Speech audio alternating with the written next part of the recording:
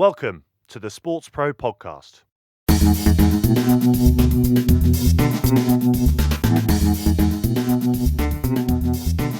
Hi everyone, and welcome once again to the SportsPro Podcast. My name is Eoin Connolly. I'm the editor-at-large at SportsPro. Hope you're all doing very well. We are going to be returning to the subject of esports today. It's obviously been a big 2020 in the world of competitive gaming, and we're just going to check in one more time before the year is out. Delighted to have with me, coming across from the other side of the boards, SportsPro staff writer and SportsPro podcast producer, Ed Dixon. Hi, Ed. Hi, Owen. How are you? Thanks for having me. Thanks for coming on, Ed. Esports being your beat among the SportsPro team, I thought you would be the man to check in with about the latest goings on in the sector. We are going to be hearing a little bit later on from Amir Mirzaee, who is the Chief Operating Officer at Bayes Esports. But before then, we're just going to dive into a couple of recent developments in the space that people will want to be aware of, I guess, as we come into the last few weeks of 2020. What kind of a year has it been, Ed? Obviously, we know the added exposure that esports got during the suspension of all other sports activity back in the spring. But what kind of a year has it been for the industry more generally? I think from the people I've spoken to, who work in the sector, they've been pretty bullish about it, to be honest. Obviously, they haven't been immune to what's going on like everyone else in sports. They've suffered from having to play behind closed doors, like the League of Legends World Championship Series, for example. Rather than playing in these big sold out stadiums, they were instead, essentially in an office playing a game, which is sort of the stereotypical view of esports. But I think Mirazee, for example, I think what was quite telling is they revised its total global revenues for the industry down from 1.1 billion projected this year to 950.3 million. But I think by and large, really, the perception I got from who I've spoken to is, it's been a challenge, but I think the industry, even though it's still a burgeoning industry and we're really only a couple of years into it in the grand scheme of things, when you look at what's going on, League of Legends, the World Championship Series, that's been running for nearly a decade now, but things like the Overwatch League has been in operation since 2018, the Call of Duty League had its first season this year. So although it's had a huge amount of money pumped into it, we're still at the very early stages. And I think it's actually a sort of a fair credit to the industry that it's managed to attract that much interest, and which has sort of really just shown that even though it's had a pretty tough year, as is everybody else, it's actually in a fairly strong position to regroup and move ahead in 2021. Now you've picked out a couple of stories, a couple of recent surveys and reports that put a bit more flesh on that. Where are we going to start? We picked it up at the start of the week here at SportsPro Towers with Forbes' annual list of the world's most valuable esports companies. I think that's kind of an indication of making it, if you still have to make that case for esports, in the same way that Forbes does their most valuable sports teams. They're now doing one for esports. And I think what was most interesting about that, and we'll come to that in a bit, was their overall take in the industry, which I think had some interesting points. But just to sort of break down the list. So it was Team Solomid, which came top with a value of 410 million. It was then rounded out by Team Liquid, FaZe Clan, 100 Thieves, Cloud9 was second. I mean, some of the other takeaways was the Immortals, which is one of the bigger teams or companies rather. They dropped off the list entirely. Their revenue, Forbes estimated, is down 23%. The reason it plummeted so much is, it sounds a bit odd, but they essentially put a huge amount of their resources into esports, which has meant they've suffered, which sounds like quite a sort of a depressing sort of statement, really. But essentially what they're saying is that they were, because they were relying so much on those big sellout stadium events, the fact that there were very few meant that they suffered. And Forbes also pinpoint that a lot of teams are sort of switching into sort of broader entertainment companies to enhance their wider appeal, which I would argue isn't actually a massive surprise, really, in the grand scheme of things, because esports, they're going to attract the casual gamer, not just the esports fan. So it kind of makes sense that they're able to offer sort of, the hardcore Twitch streams, but also other offerings as well. But I think what the list kind of paints, it actually paints quite a sort of somber picture for esports really in 2020, which I think, from my perspective, is kind of up for debate really. So they sort of bring attention to the fact that it's a top 10 list that's flatlined out. The average value of a team is now flatlined at 240 million a year, and it rose 54% in 2019. And they've also made the point that that investors who are they're putting pressure on companies to make more money. I think PitchBook have estimated that about 4.8 billion has been pumped into esports over the 5 years. And they make the point that pro video game teams are not hot in 2020, but video games are all the rage. Sort of play devil's advocate to that slightly. Again, esports, as I said earlier, it's still in the early stages. We're really in 2-3 years into what we would view esports is now. So you sort of have to argue, what were these investors expecting really? And one thing I did spot, there was quite an interesting point made on Esports Insider actually in an interview from Josh Chapman, who works at Convoy Ventures. So they've invested in a lot of esports related ventures, and he made the point that if you were to invest 50 million in esports, then you've covered 0.5% of the entire market size. So it's still a very, very small market. And he also says that we're expecting return on investment anywhere between 3 to 10 years. And I think it's quite short-sighted to expect such an instant return. Inevitably, there's going to be pressure from investors rather, to make sure that their investment is going to stay the distance. But a lot of the teams on Forbes' list, their values have fallen, but that's been the case throughout the industry, really. So I think personally, yes, I think esports' situation at the moment is kind of indicative of the wider sports sector, to be honest. Yeah, it does certainly sound like that, as though inevitably anything that's connected with live events, which is a relatively smaller part of esports potential income across the course of a year, but is a not insignificant one, particularly when it comes to attracting a bit of attention. But anything connected with that is going to have suffered. But the value and the growth potential really lies in its engagement with a different kind of media, I suppose. It's engagement with, a more interactive, community-based media that sport is kind of trying to make that migration towards, and entertainment is trying to make that migration towards, but gaming is kind of native too.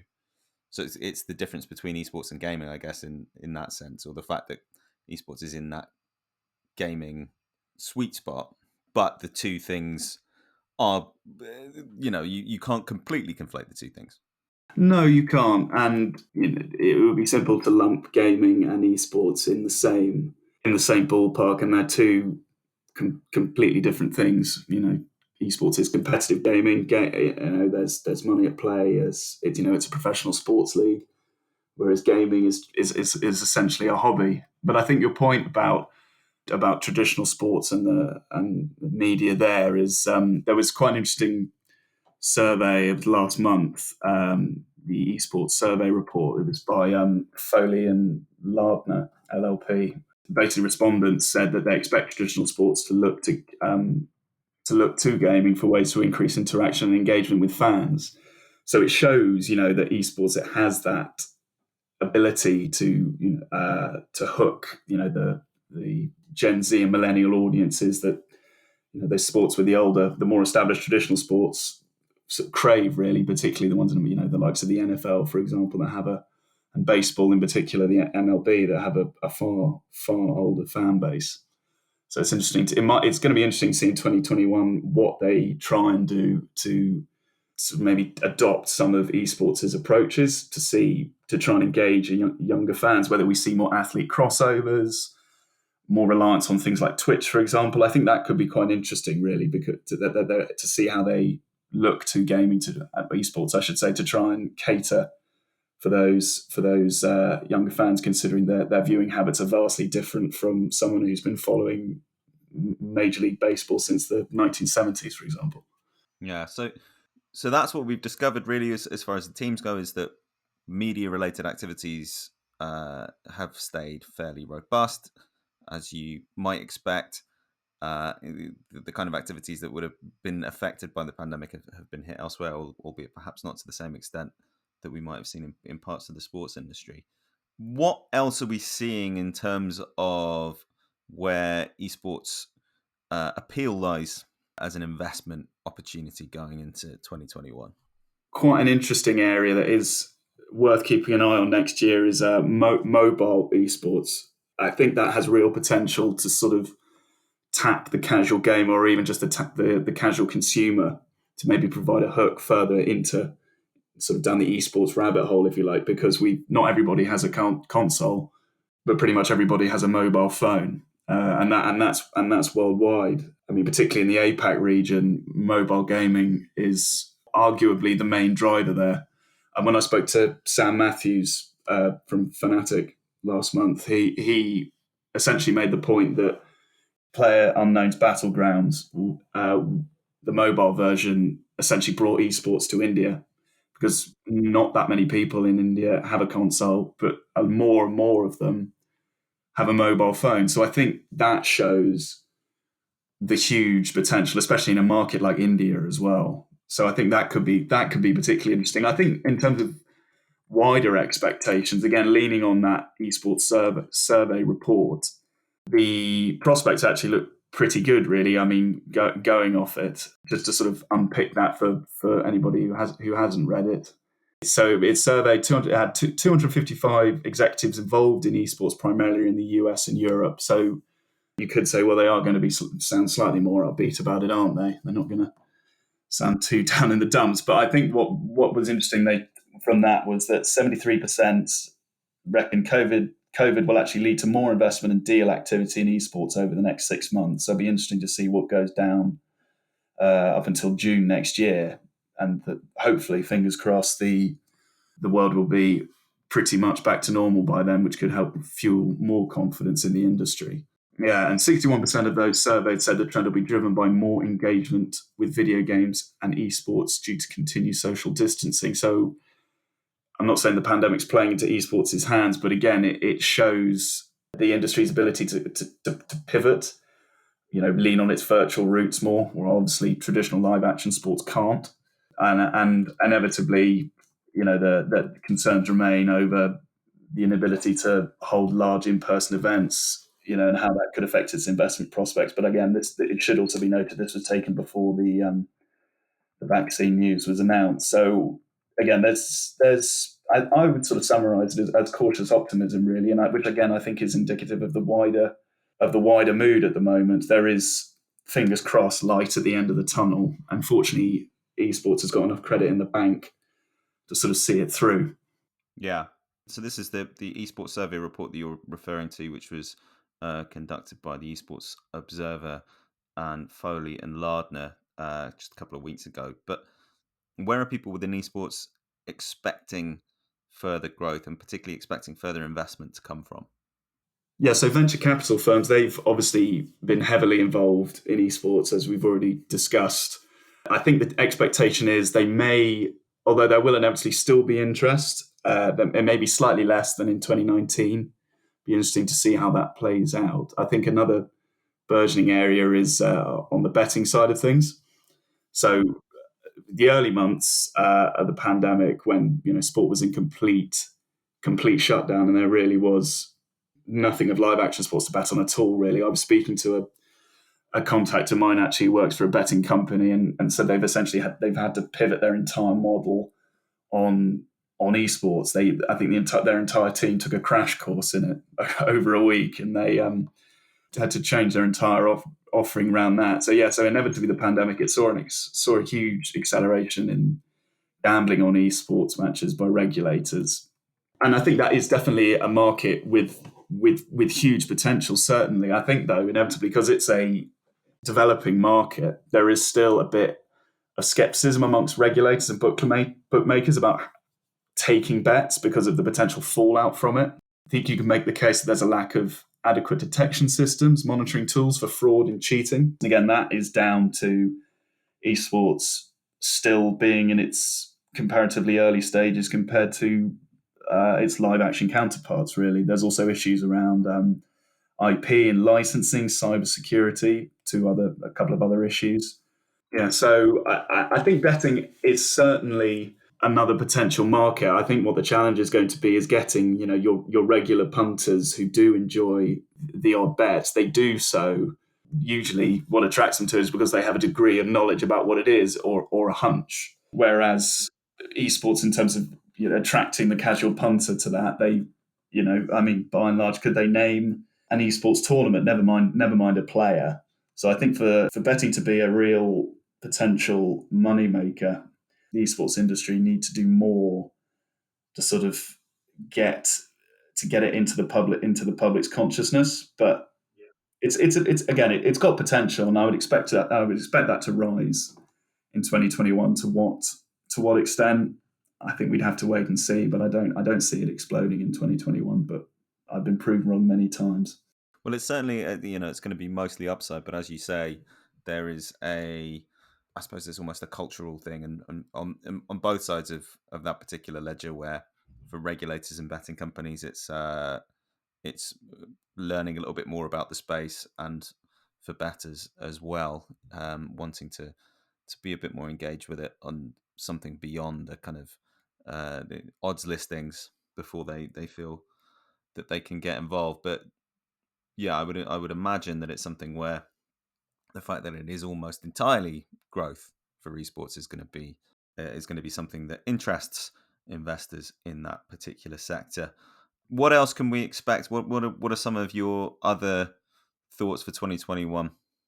I think what's going to be really interesting is to see how esports can convert its ardent fan base into money. To be blunt, just to give some idea of context, some esports teams have more followers than NFL teams, so the support is there.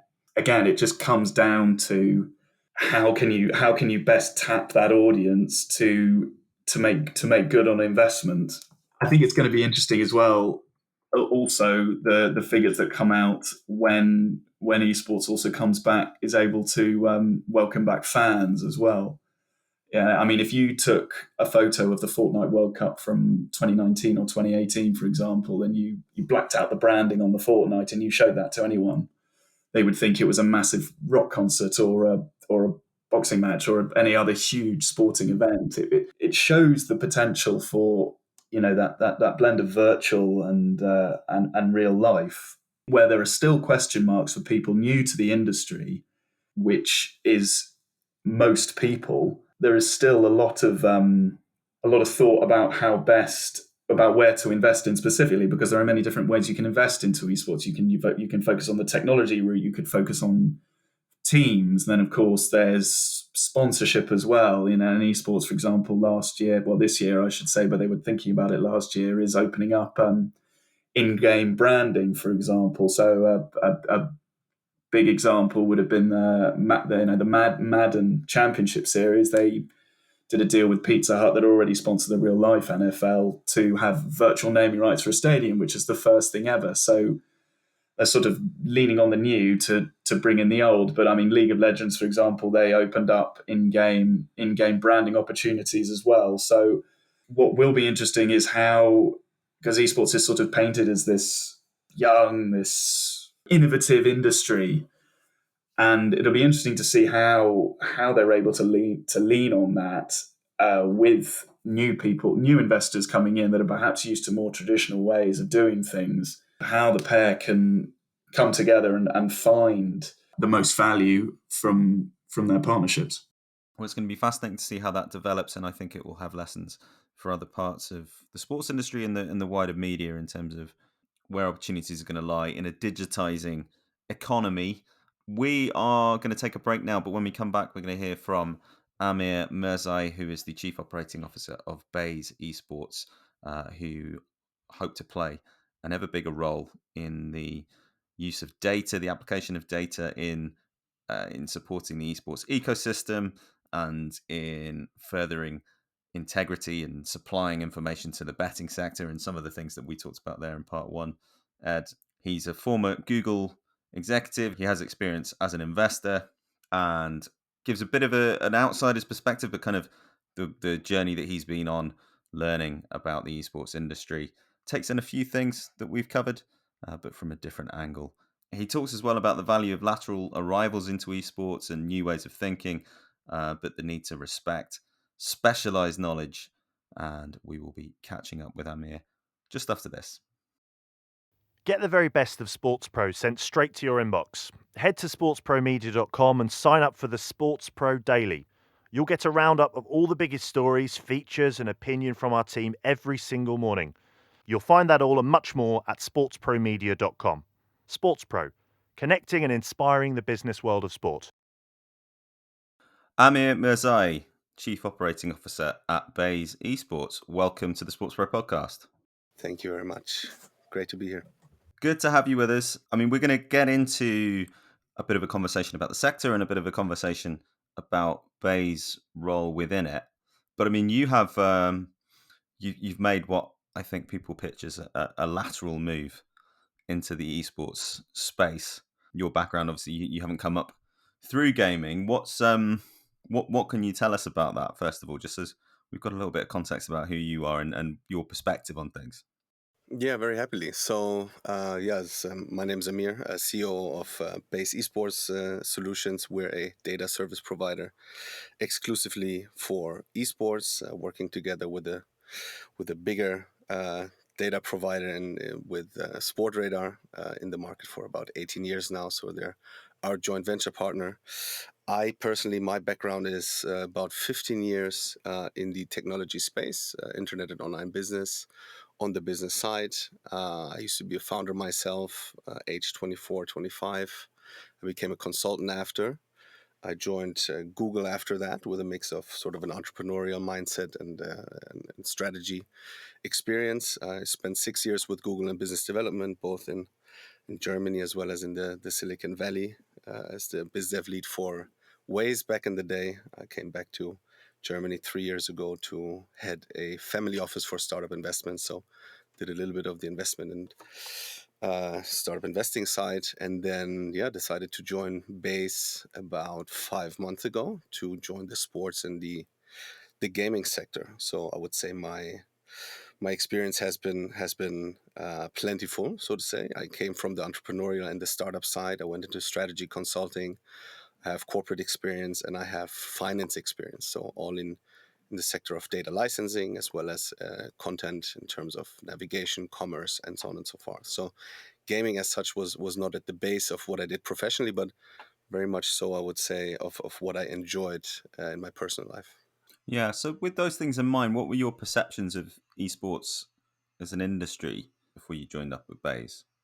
So I I could see that there was something great and big going on. There was a topic that had gained massive momentum. I myself, in terms of professional gaming, wasn't too deeply involved. I was playing video games since age 5, and I was following various kinds of media and so on. So I could see how the whole scene in terms of gaming and professionalism had grown significantly. I remember the milestone when Black Ops was the first game of Activision Blizzard to gross over $1 billion in revenue, for example. That was a big milestone, sort of setting it up in terms of the heights of big Hollywood movies, for example, that you could see as a similar kind of production. But then what the sort of professional sports, the esports space was considered, I had understood that there was a lot going on in that space, but I didn't know the specifics. So once I dove into that world, and there was also due to a feature that Netflix did in their series 7 Days Out, where you could see the League of Legends World Championships and how they were kind of built up. I had an aha moment. I was like, wow, this is much bigger than I had thought. This had grown so rapidly into such a monster that I hadn't been aware of. That I found particularly interesting. Yeah, it's a good series, that. Yeah, absolutely. Very exciting. Just with your investor hat on, I guess, what when you started to look at some of that detail, what kind of a picture did that create for you about what the state that esports is in, I guess. So I'm still learning in so many different ways, and the deeper I dive into the topic, the more opportunity I see. This is the beauty of the matter. I think what's incredible, what's a great starting point is that there is such a huge client base, such a huge fan base, so to say, right? So you have this sport, you have this topic that excites and engages literally hundreds of millions of people in the world. So from an investor perspective, from an entrepreneurial perspective, you would always be looking for the biggest market. You'd rather have a small piece, a small slice of the cake, but of a very, very big cake, right? And so in this particular case, this is absolutely a given. So the momentum and the target group, I mean, this is gaming is literally for everybody, right? We're seeing that across any kind of gaming, so be it casual gaming, mobile gaming, sort of diving into. My mom is an avid is an avid Candy Crusher, right? So that in itself shows me that gaming itself, the target group that you have there, the audience that you can reach, is almost infinitely big. So everybody could potentially be somewhat of a gamer. Then esports and professional is of course a little bit smaller, but still, the sort of the excitement and the engagement that you get, I think is very, very interesting. Then, in terms of what I understood once I joined, is that esports is lucky in that it can follow the templates of traditional sports, right? So traditional sports, franchises, broadcast rights, media rights, data rights, any kind of monetization that you can think of, any kind of ecosystem template that you could think of, already exists for so many different sports like basketball, football, ice hockey, and so on and so forth.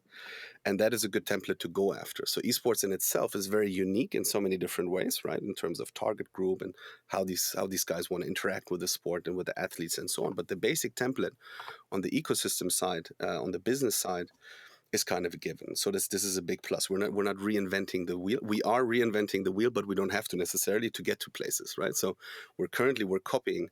The esports scene has been copying a lot of the models that has been present in other spaces, and we're slowly finding sort of the flavor that esports has on it. Is maybe the kind that, in the way that users consume the sport. Let's say, for example, through Twitch rather than through TV, for example, in a more engaging, community-driven way, and so on and so forth. So the target group is somewhat a little different. And then you look at the spaces and you look whom you're dealing with, and you see the growth rates in in all aspects. So anybody that you're talking to, new players popping up, venture capital investments going out, other people making lateral entrance. Activision Blizzard, I think we talked about this most prominently, I would say, brought in a new head of esports, which was one of the former executives of the MLB in the US, so Major League Baseball. Very high position to join esports and to join one of the big people. And I think these moves indicate that there's just so much movement happening, right? So you come from a very big market potential. Big market potential means that there's a lot to realize. It triggers a lot of interest on the investor side. Investor side then fuels investments, meaning you have new companies try different angles, right? That attracts entrepreneurs. Entrepreneurs with big upside potential will attract great talent, and then in great talent you build a beautiful ecosystem. And I think we're still kind of, let's say, sort of in the baby shoes, but the baby shoes are really big, right? So it just shows how big the potential is, kind of towards the end. This is what I find very exciting. Yeah. Yeah, I mean, you've kind of hit upon something there, or at least you've addressed it somewhat, which is the difficulty that people have in working out where esports fits. What industry is it part of?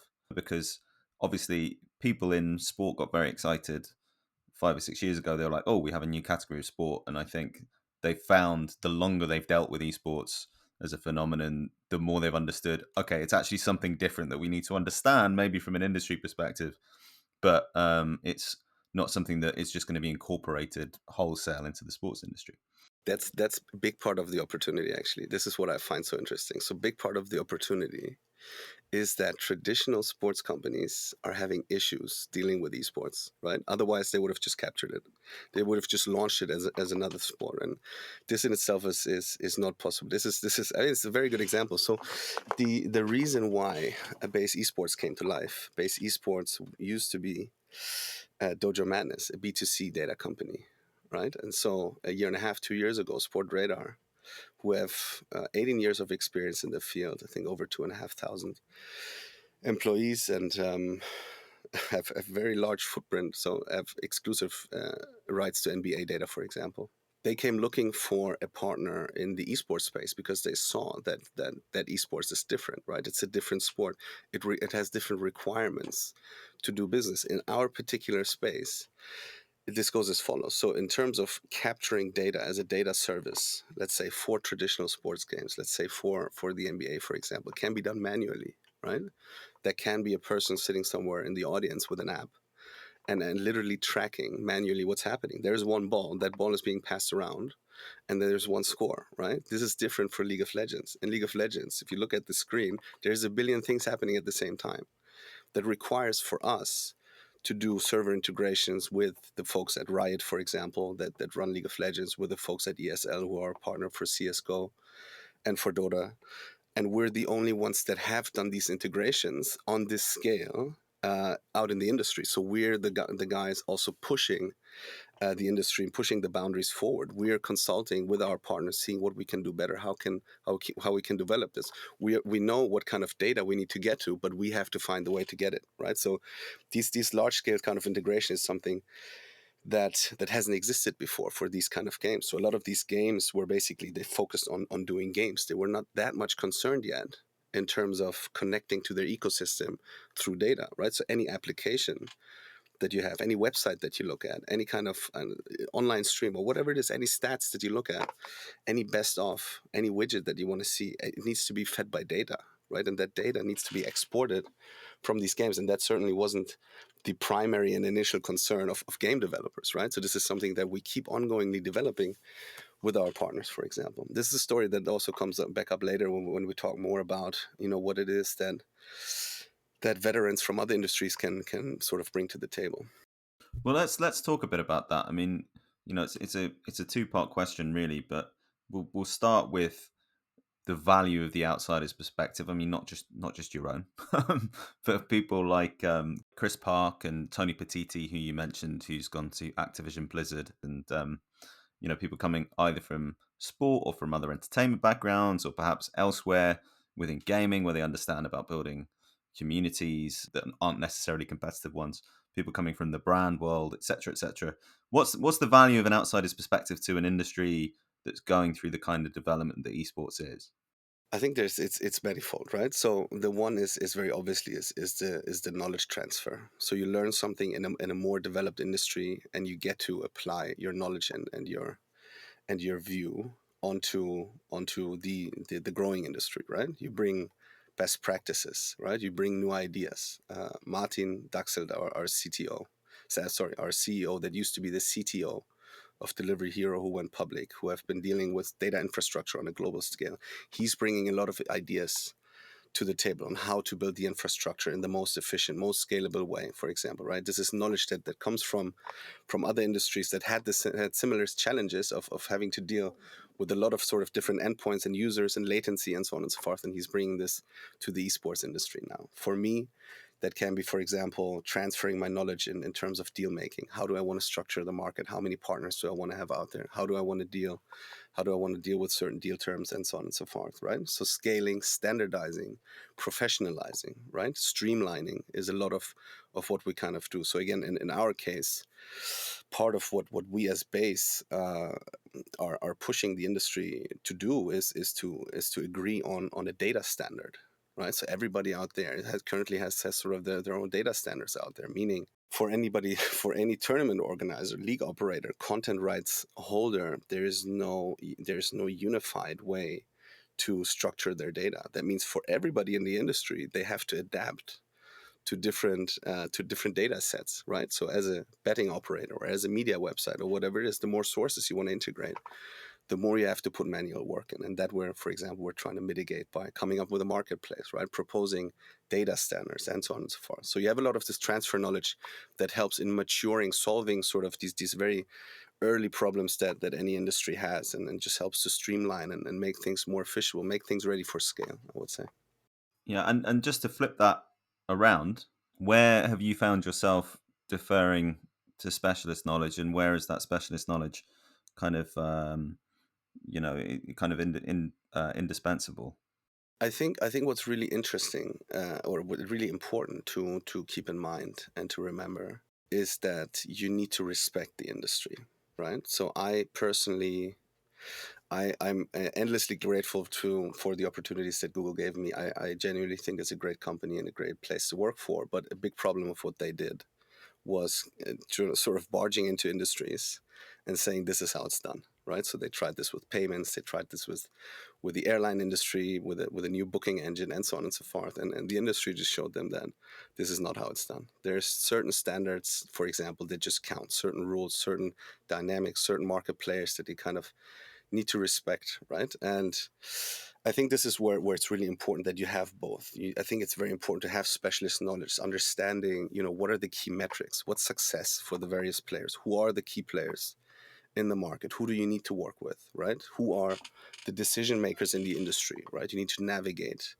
sort of the ecosystem and make sure you talk to the right people, understand how they view the business and how you can fold into this. I learned that an industry always has a very tight set of players that are very reluctant to give up control, right? Obviously this revenues in our space, data space, betting space, it's a lot about regulations, right? You need to understand country by country, in the US, state by state, what are the regulations, who can you work with, how does it reflect in our data set, for example, how are contract terms structure, for example. So for us, they're guides, right? They need to help navigate, and then combined, I think we have the most impact. Otherwise, we as Bayes, we would have never been as successful in such a short time. It's been a year and a half, and we grew to 150 clients on the back of Sportradar's partnership, right? Because they were able to tell us this is sort of the data structure that you need. This is how you speak to clients. This is what they're looking for. This is a sort of a technical standard we're folding into their unified odds stream, it's called, right? Which is for betting odds, is a unified stream that their clients are already attached to. So if you don't have that knowledge, then you'll spend years and lots of money trying to figure out how the market works. I mean, is there anything that's particularly surprised you, or is there a particularly significant lesson that you've taken, individual lesson, or a moment where, perhaps it's not been a eureka moment, but perhaps it's been something, a preconception that you didn't realize you had that was wrong, that you've had to revise? Yeah, absolutely. As outsiders, we often, I think we don't understand how difficult event business is, right? Event business is very complicated in so many different ways. A lot that can go in there. It's event and sports business. A big part of what we're bringing to the table for our partners being our data suppliers, content right holders like Riot, like the ESL and so on, is integrity services. So Sportradar has a team of over 100 staff that only work on integrity issues worldwide. I learned that fraud and match fixing and so on and so forth is all a matter of sort of like global concern, right? The biggest cheating doesn't happen in the first league, not in the Champions League, but in the third and fourth league, and that directly applies to what we're trying to do, right? The way that data streams are handled directly impact how teams can cheat. In our early days, for example, when we used to work with the ESL or with other partners, we had to make sure that data delays, the way that we structure who gets the data first in the market, needs to be streamlined. This got amplified by COVID when players started playing at home and not in the arena, and their friend next to them technically in Waze. That doesn't go for ESL, but it goes for a lot of the other tournament organizers maybe that are out there, that could sit next to them with a video stream telling them where the opponents are hiding. So this whole events and integrity piece and how complicated it is to align the endpoints in terms of priority and data delays and so on. I think this is very fascinating to me. You're listening to the SportsPro Podcast. What are some of the other ways in which Bayes is trying to serve the esports industry? So we're really trying to get to a point where everybody has access to the data that's happening out there. So we see ourselves as a connector, right? A data infrastructure, really. So we have the data suppliers, our content rights holders, our partners. These guys need to be connected in endless ways with the ecosystem, right? This can be apps where you check the scores. This is streams where you watch what's going on. People want to bet. You turn this into odds and you distribute this worldwide. And we want to make sure that this data is accessible universally, really be the backbone of the infrastructure here, so that these guys can focus on developing great games and fostering the community and running great events, and we'll do everything else, all the technical aspects that you have on the technical side, connecting to that ecosystem, supporting different use cases, streamlining this for them, maximizing sort of their unit economics in terms of profitability of these events through data is what we want to do. So a lot of the legwork and the heavy lifting on that side. Where do you see the company progressing? Where's the opportunity? That's super interesting space in general. So a lot of the bread and butter is of course the betting in the odds space. It's big revenues and a big challenge for us really to do this in the most integer way. So we're getting better and better at making sure that clients globally are vetted. We want to make sure that the odds data, the official odds data, pushes aside unofficially scraped and OCR data, data that comes from parties that don't really have access to the data streams that are provided by our partners. Want to make this safer, definitely. And then there is a whole space that I feel is very interesting that goes in terms of fan engagement, right? So fan engagement, I think, is big. Media engagement, finding great websites or producing great websites where people can go, where communities build around statistics, records, who's the best here, who's the best there. These are all parts of the ecosystem that are still in the making and that are still growing up, running great statistics tools, data visualization tools for TV, for broadcast, and so on, I think is huge. So in our planning, we grew by 3x this year in 2020. We're planning to grow by another 2 to 3x next year. We're going from 40 employees now, I think, up to 60, 65 sometime next year, and then beyond that. So there's just so much that needs to be done. We're looking to scale from 2 key partners on the data supply side to 6, from 3 titles that we support, game titles, to 7 or 8. So it's a lot about scaling and serving every part of the industry there in its own way. You've talked a couple of times about the opportunity in betting in esports. I mean, you're obviously going to be mostly active on the infrastructure side, supplying data networks and stuff, and then be on the integrity side, so looking within competitions and kind of protecting the rule sets there. More generally, kind of culturally, how's that conversation evolving in esports? Because it's new to esports anyway, because the interest is relatively new compared to traditional sports in betting on the outcomes. But also you have another separate conversation going on within gaming about loot boxes and all this kind of thing, and whether that constitutes gambling and whether that needs to be regulated in a different way. I mean, how's the conversation gonna progress around betting in esports, do you think? So I think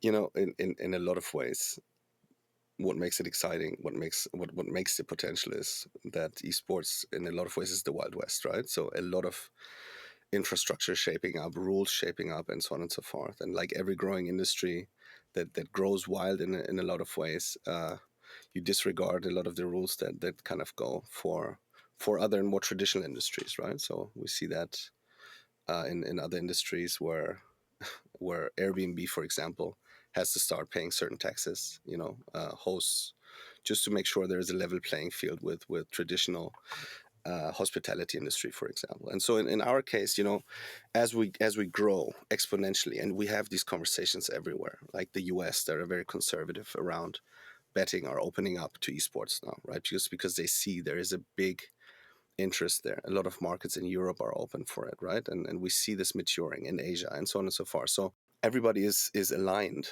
that esports betting is happening, and we need to give it a frame that makes it serious, that makes it safe, and that makes it accessible for the right people, right? That protects minors in a lot of different ways, that protects users from fraud, for example, right?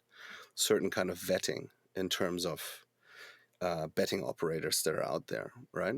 Making betting available on only adult players, right? As we go out there. So a lot of these services that we see ourselves doing, a lot of vetting, a lot of restricting, and a lot of selection in that kind of way. So I think this is where everybody's headed now, right? Where everybody's trying to make sure that we become a more regulated space. So you talk a lot about the regulations that go into this, and a part of this is being more strict, and that's why again our role is so important, working with the top data providers, making sure that we only use verified data that comes directly from the game servers, right? And we pass it through like this, we turn it into odds. We have our integrity service running on top to protect betting operators from fraud, but also to protect users from fixed games on both sides. So you create this whole package that turns into a more regulated, more observed space. You create transparency on the side of the data supplier, on the side of the betting operator, on the side of the regulator, to make sure that this is a well-regulated and serious space. More widely, what models are we seeing that are proving effective in the esports space? What business models do you think are have some real potential in the next couple of years? What I find, I mean, outside of course, events and leagues and game operations are still shaping up a lot, right? There's one football Champions League, but there's more than one Champions League now for all the different game titles that are kind of coming on there. Game publishers take a bigger role, a more active stance. Like Riot has produced a great template in terms of being active and involved in the actual events and making sure that is streamlined in a lot of ways. Activision Blizzard is kind of jumping on board now, taking a more active stance. Ubisoft is getting into the groove now, and the ESL, of course, is pushing the envelope very significantly on that space. So I think professional events is still a huge thing. Professionalizing franchises, you have franchises and leagues where teams need to buy in with a proper concept and $20 million. All right, that I think is great, right? Running professional teams is still a big opportunity here, right? Coming up with these game franchises, these team franchises, I think is big. Then anything ecosystem, right? So ecosystem in terms of fan base, fan engagement, be it media, websites, applications, and so on. You can see a platform like HLTV got acquired for a lot of money. It's not the prettiest website, but they just have a hardcore audience that is easy to monetize, right? We're looking, everybody in the industry is looking for where to access and how to access these fan bases, and the user experience in a lot of ways still can be developed, right? HLTV is not a pretty platform, but it does its job well. There's certainly a lot of room on the UI side and for all these different game titles that are still left untouched for folks to come up with great apps and great websites to engage the community, and that turns into a marketing and an affiliate play, right? So that provides a lot of the target groups and access to traffic and to audiences and so on. That I think is a very important piece. Platforms, service providers, I think they're very important, especially in the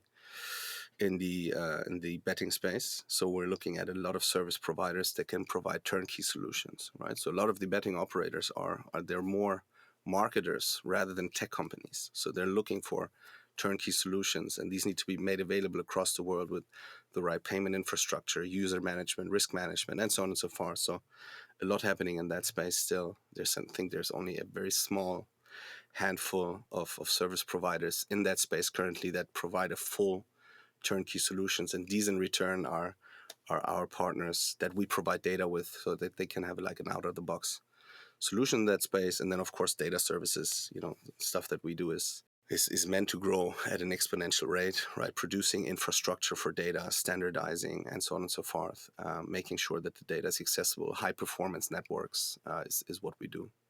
So yeah, it's right now anywhere in the industry, any place you look, there's growth. And I mean, for obvious reasons, there was a lot of attention paid to esports, particularly in the spring of this year. What lessons do you think the industry can take out of 2020, and how does it apply those now, not just going into next year, but the next few years? Where does the business go next? Where does it achieve greater scale, and what can it become? It's just so fascinating to see how in so many ways an unlucky event on a global scale for some just has turned out into such into such a positive thing. I mean, esports, what happened was that esports, now as we're seeing in a lot of ways that traditional sports has started to come back.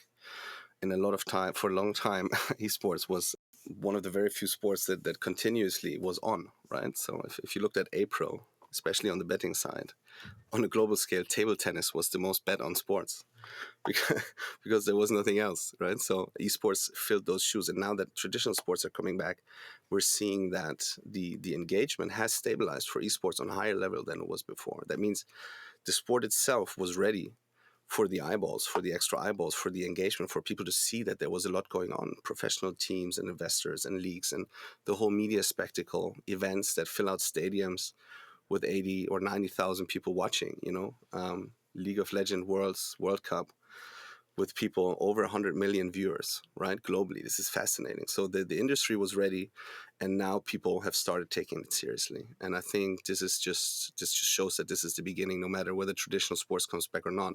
This is meant to stay, right? So esports is meant to be accepted to the Olympics, for example. It's going to be a big step. And so you have all these different aspects now where it's moving into public attention, and COVID has accelerated that. But it was well deserved, and that esports gets that attention, right? So there was a lot of work that had been done to push the industry forward, and this was really just getting it the eyeballs that it was missing. And I think this is what's happening going forward, right? The industry is getting older. The older the players get, they've already been playing, right? Games is 10 years old, right? So there's already a generation that is growing up into adults that want to get involved, that have more money. The target group is kind of building its own wealth and its own income and so on. So it's turning into a more mature industry by the year, I would say.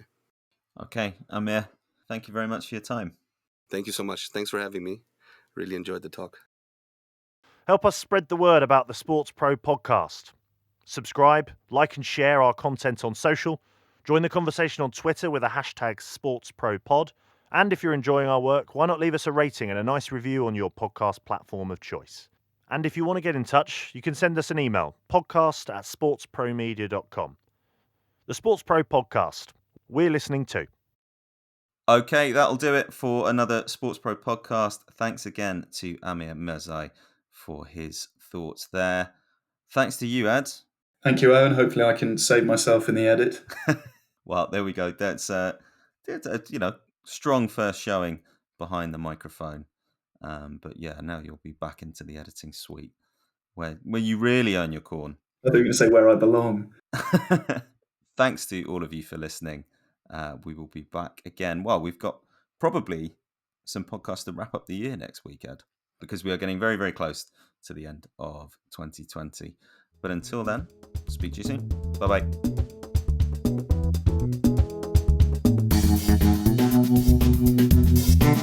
The SportsPro Podcast is published by SportsPro Media. The producer is Ed Dixon.